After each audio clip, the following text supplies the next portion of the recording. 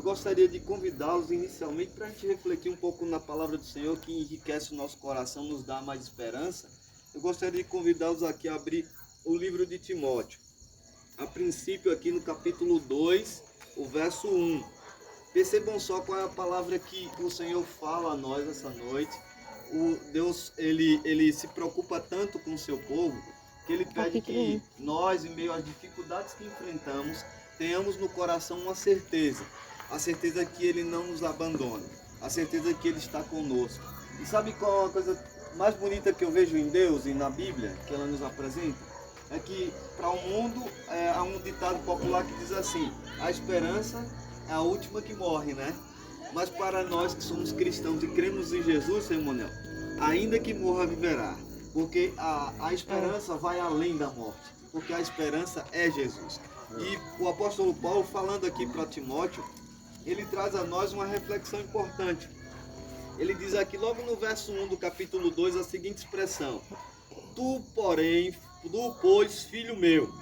E aqui eu gostaria de usar a expressão de cada um de vocês. Eu não conheço o nome de todos, mas eu gostaria de, em nome de seu Manuel, se referir também a cada um de vocês. Coloque o seu nome aqui.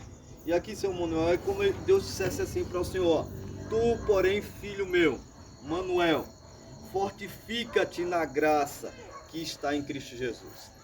O apóstolo Paulo, ele, ao falar para Timóteo, ele diz: olha, as coisas desse mundo são difíceis, as lutas são grandes.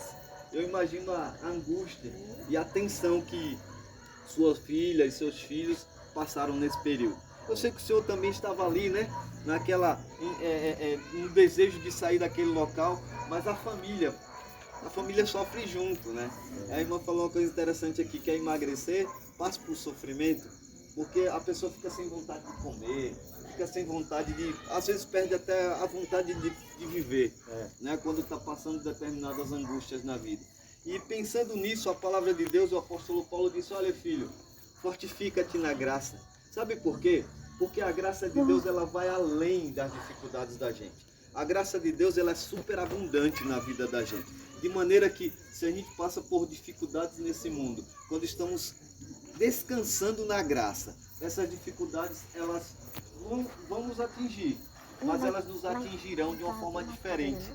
Porque nós iremos fazer como eu falei no início aqui: mesmo diante da sombra da morte, nós estaremos com o coração em paz, na certeza de que estamos sendo cuidados por Deus.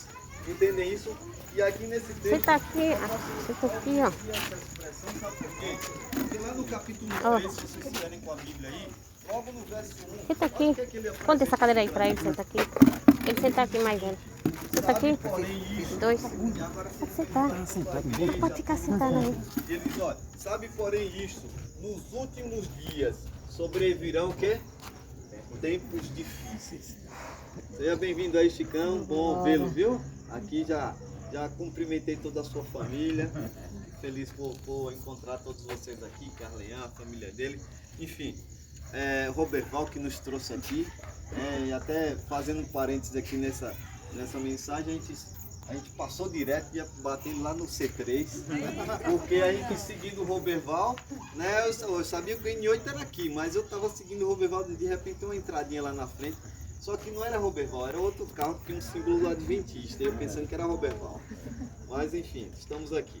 E percebam que o verso 1 do capítulo 3, o apóstolo Paulo contextualiza a gente nessa questão de fortalecer na graça. Ele diz, olha, nos últimos dias serão tempos difíceis. E a gente olha para nós hoje, nos dias que estamos passando, que tempos difíceis estamos passando, não é? Tempos que temos que usar máscara para poder comunicar-se com os outros. Tempos que temos que nos isolar, não é? Dos demais, da família, isolar dos avós. Já perceberam e já pensaram nisso? Como é difícil para os netos terem que se afastar dos avós para que preservar, na verdade, a saúde do avô. Tempos difíceis. E é nesse contexto aqui que o apóstolo Paulo diz para a gente, filho, nos tempos difíceis, nos tempos de dor e de angústia, fortifica-te na graça. Fortifica-te na graça do Senhor. Aí ele apresenta algumas situações aqui nesse texto que eu gostaria também de refletir com vocês. Vejam só, o capítulo 2, ele inicia dizendo, fortifica-te na graça. que está em Cristo Jesus. E aí ele diz o seguinte para a gente, ó, verso 3: participa dos meus sofrimentos como bom soldado de Cristo.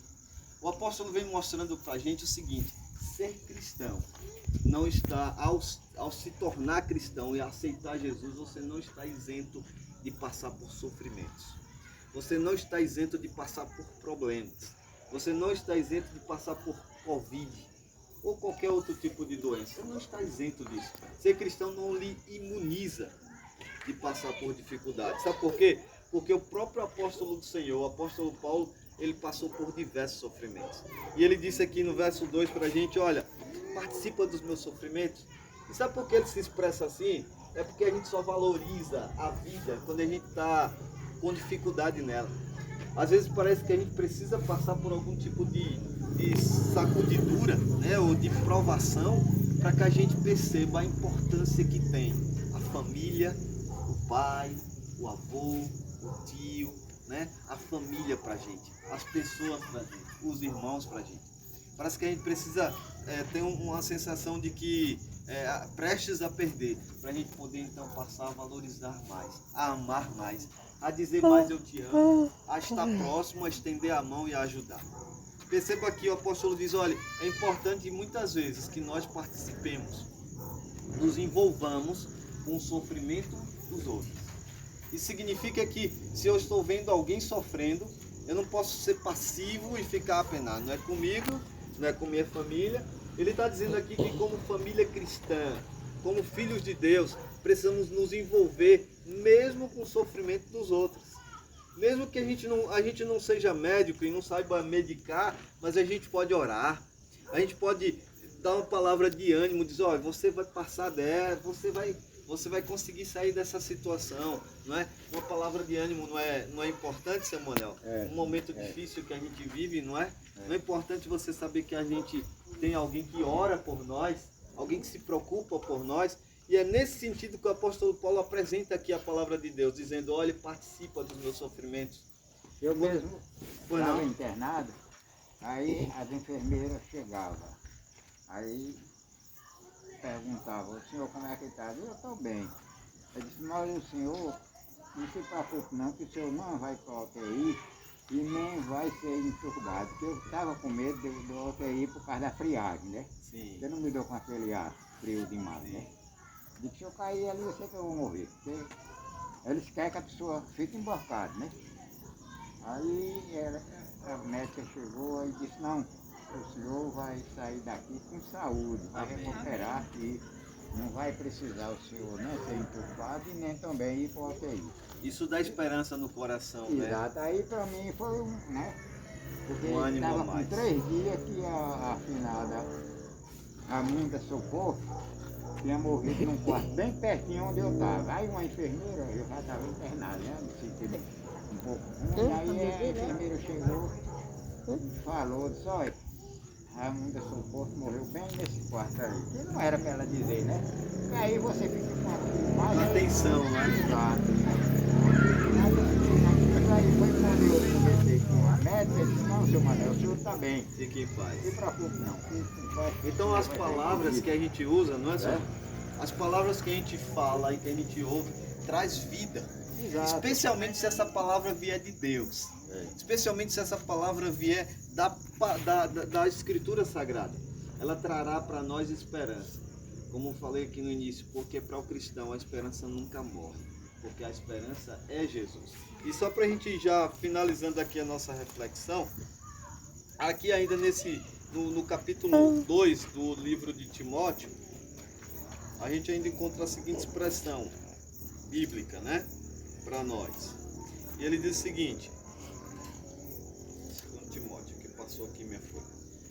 Ele diz o seguinte, seu Manuel, ó, a partir do verso 11, fiel é esta palavra. E aí ele diz o seguinte, ó, se morrermos com ele, também viveremos com ele. Se perseverarmos também com ele, reinaremos. Se o negamos, por sua vez, nos negará. Mas se formos infiéis, ele ainda assim permanece fiel.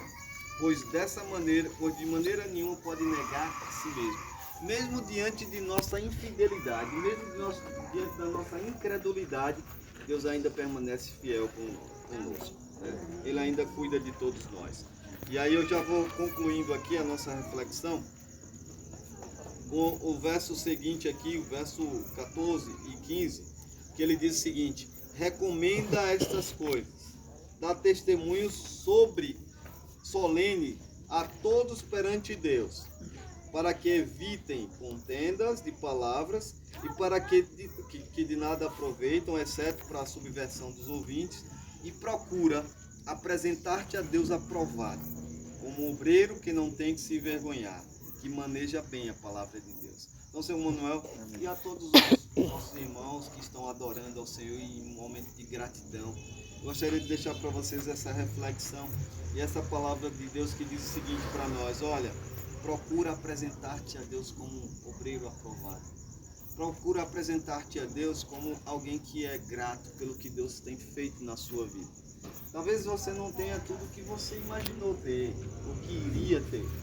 Ou essa noite eu estava ouvindo, minha esposa me mostrou uma mensagem de uma senhora que dizia, alguém perguntou a ela: mas senhora, o que a senhora ganha de orar, por orar? Né? Por estar orando, fazendo suas orações. O que a senhora ganha com isso? Porque a senhora ora sempre, né? Ora constantemente. E ela começou a fazer a relação, não é, mano? Tá com ela aí? Podia me passar só para eu ler aqui para eles rapidinho?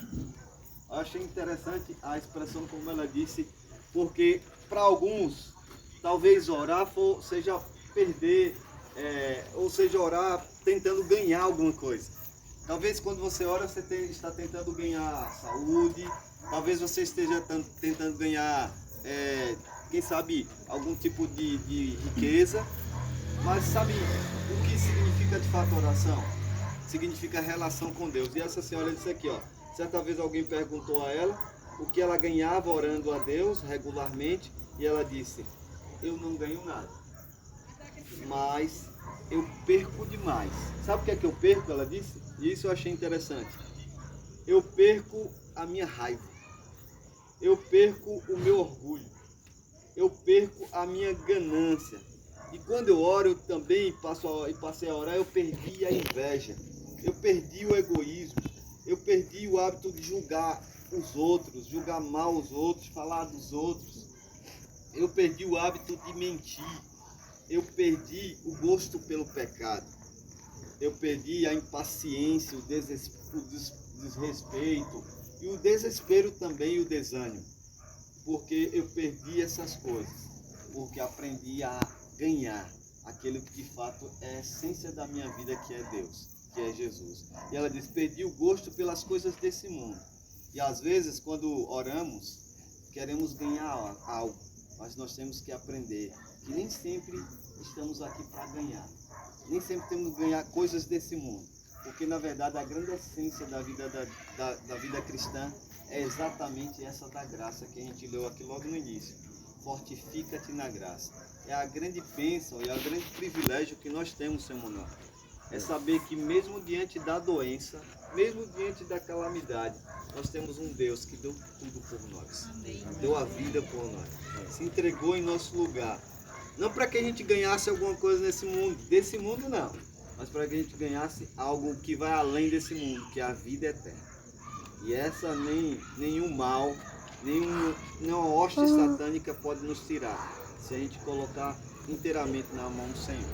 Então nós desejamos essa noite que Papai do Céu abençoe sua vida, continue abençoando a sua vida e a vida de cada um de vocês aqui presentes. Para que, como disse o apóstolo Paulo, eu e vocês possamos nos fortalecer na graça do Senhor. E que essa graça seja suficiente para que em meio às provações, dificuldades, sejam financeiras, sejam relacionais, seja diante de um relacionamento com o filho, com o esposo, com a esposa, independente do que você passe e sofra, coloque-se diante de Deus, porque a graça dele é suficiente para te ajudar, te fortalecer e te levar até onde ele deseja, que é exatamente aos pés dele, ao lado dele, garantido então a sua vida eterna. Amém. Que Papai do Céu, Senhor Manuel, continue abençoando sua vida, é o nosso desejo, a nossa gratidão, em nome de Jesus. Amém. Eu gostaria de cantar, se a irmã permitir, para a gente finalizar esse momento de adoração, aquele louvor Eu Cuido de Ti, né? E a gente, quem souber, canta junto, né? Para a gente poder louvar o Papai do Céu e pedir que Ele continue cuidando de nós nos momentos difíceis, que Ele continue segurando na nossa mão, nos fortalecendo, nos ajudando a chegar seguros até a Canaã celestial, que é a casa de Deus, aquilo que Ele prometeu para nós, Senhor. Eu cuido de Ti. Pode ser, irmã? Pode.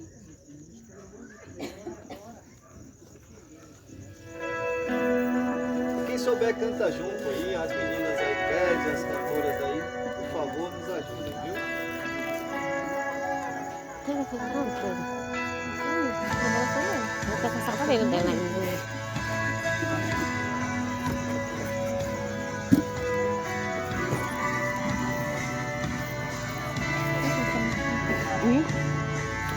Souber canta. Coração, hein? Pode fechar seu olho e dizer, Senhor, Todos os meus medos já não cabem mais em mim. Quando o céu está de bronze e parece que é o fim. momento difícil, né? Quando o vento está revolto, o mar não quer se acalmar.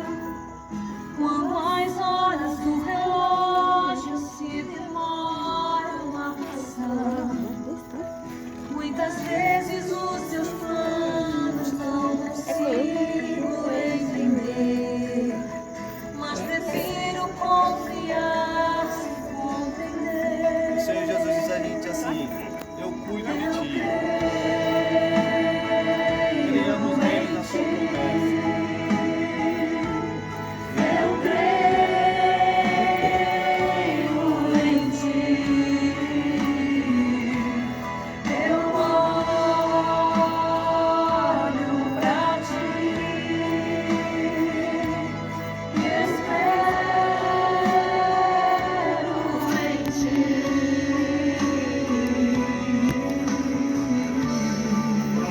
Assim, para a gente diga a mim, aqueles que estão cansados e sobrecarregados, eu vos aliviarei. Quando você sente medo, do teu lado eu estou. E é bom que você saiba que eu sinto a sua dor.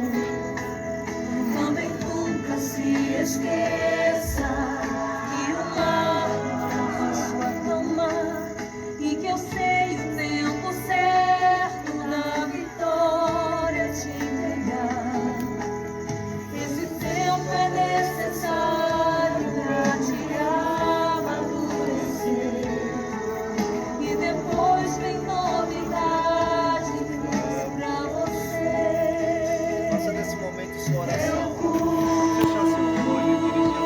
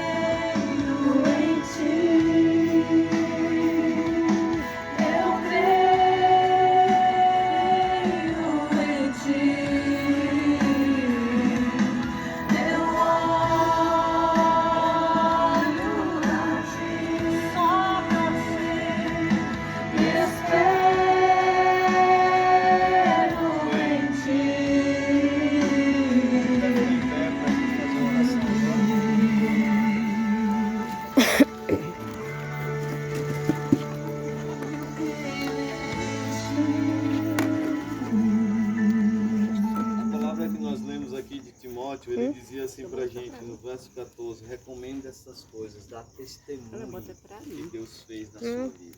Então, Zé Manuel, isso aqui é um momento de testemunho, né? A gente está dando um testemunho do que Deus operou na sua vida e da gratidão que nós temos pelo cuidado dele. Talvez alguns de nós, não sei, tenham perdido alguém nesse período de pandemia, alguém que a gente ama. Isso não significa que Deus deixou de cuidar da gente, não.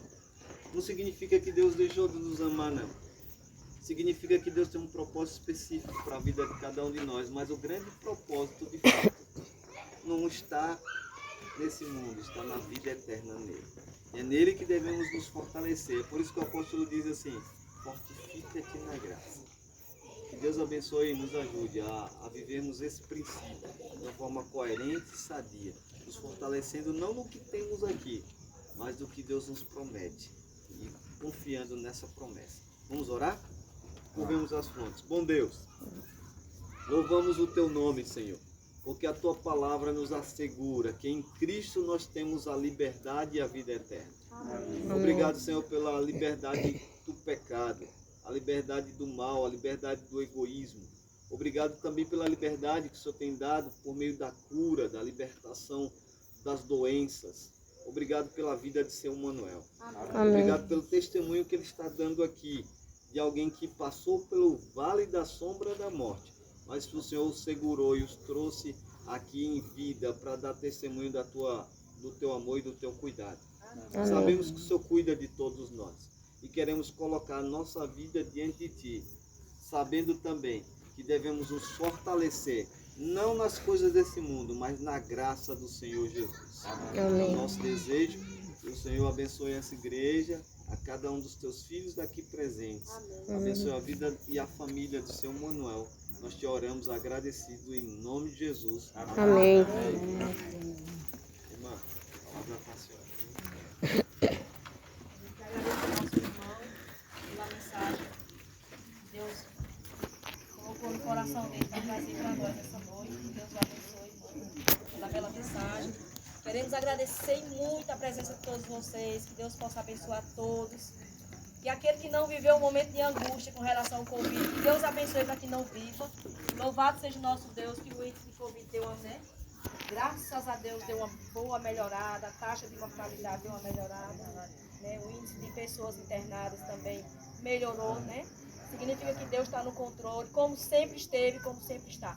Em nenhum momento a gente achou que Deus não estivesse no controle da vida dele. Na realidade, eu acredito que ele foi mais forte do que meus irmãos. Porque meus irmãos questionaram que tinha que tirar ele do hospital, que tinha que trazer ele para casa.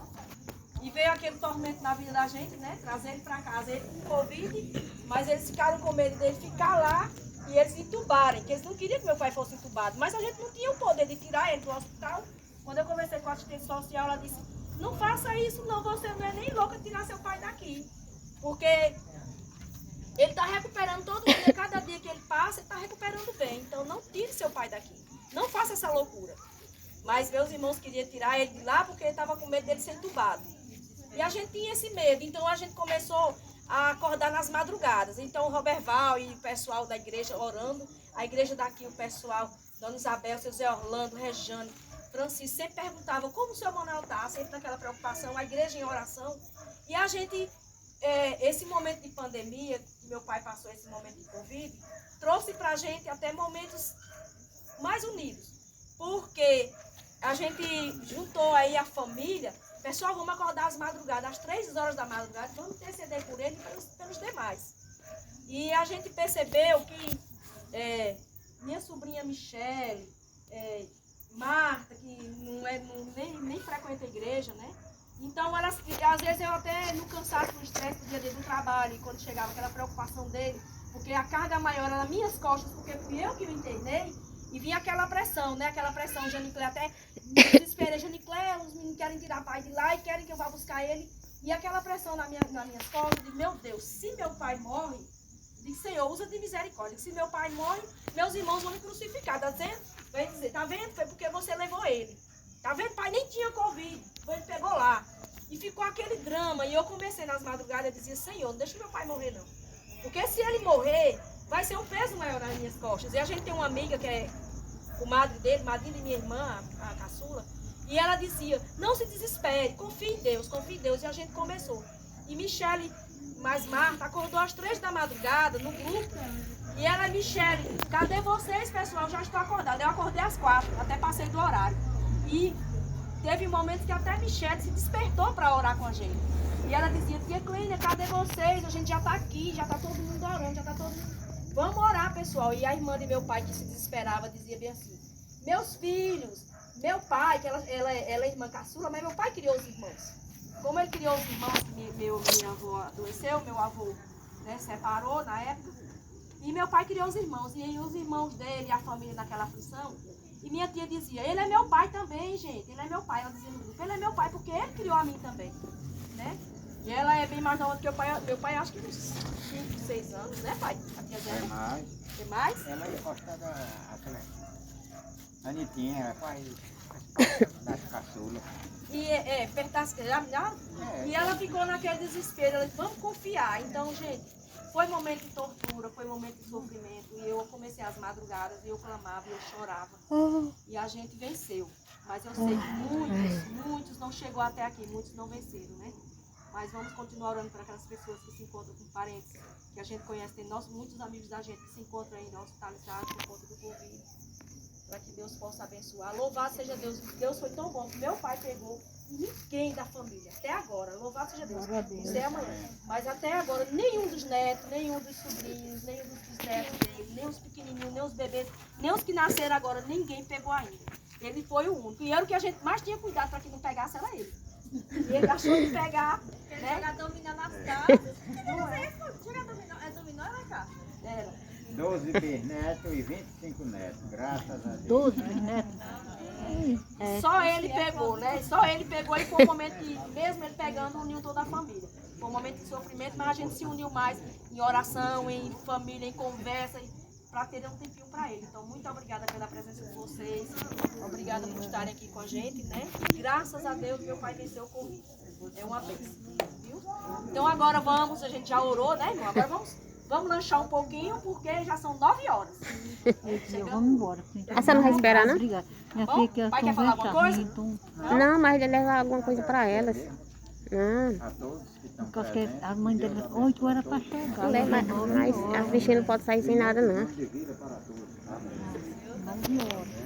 E minha sobrinha... Só se eu for levar, eu levo lá as coisas dela. Não, mas as bichinhas estão com vontade de comer. No mês de maio, não foi? Foi. Mês de maio. Tô mandando ele fazer um lanche pra levar pra ela. 78 anos. E ela dizia bem assim, se vovó sair dessa, nós vamos fazer um encontro. Aí ela dizia, Jéssica dizia, nós não vamos fazer encontro nenhum. Aqui, cadê os netos? Nós vamos ficar todo Não, mundo mas os sozinhos, outros não vamos podem, não. trabalhar, não. Quem mora longe não pode. Onde nós estamos hoje? No O encontro. meu, Agora nós meu estamos filho foi nesse só encontro, eu em louvado seja oração. Deus. Não veio Só todo eu. mundo, porque a família é grande. Se for Os chamar outros a tudo família moram toda, longe, Eu né? fazia até 12 horas, ficava por até 12 Mas horas. eu até E falei é? assim, eu digo, Senhor, se meu pai chegar aos 80 anos, E ele não nós foi, vamos chegou nem unir no a família. hospital. Sem, Então vai ter que ser um com espaço remédio bem em casa. grande, porque é muita gente da família. Graças a Deus, a família do meu pai é muito grande. Fui em casa, isolado. Então, E a muito mulher obrigada. dele, com 3 dias, 4 dias, a mulher dele disse, não, Graças não, a você Deus, quer os muito amigos, conversar muita assim, gente né, preocupada com ele. nervoso. Eu vou Tem dormir que lá fazer um você, dormiu grupo pra mais falar dele. com Ele não todo mundo, pegou porque não. não dava pra dar assistência a Não todo foi? mundo. Então, E ele toda foi hora, feito até sabe, eu nem mas ficou trabalhava, bom, é ficou? só responder, só Graças a responder. Deus. Pois é. Muito obrigada por tudo. Ela ficou E as bom até meninas que da... vão servir aí um lanchinho, dos pode pés do começar. bichinho. Tava falando pra ela ali, minha filha, obrigada vocês a orar. E ter muito fé em Deus. Porque Também meu só de um, neto ele tem 11 netos, só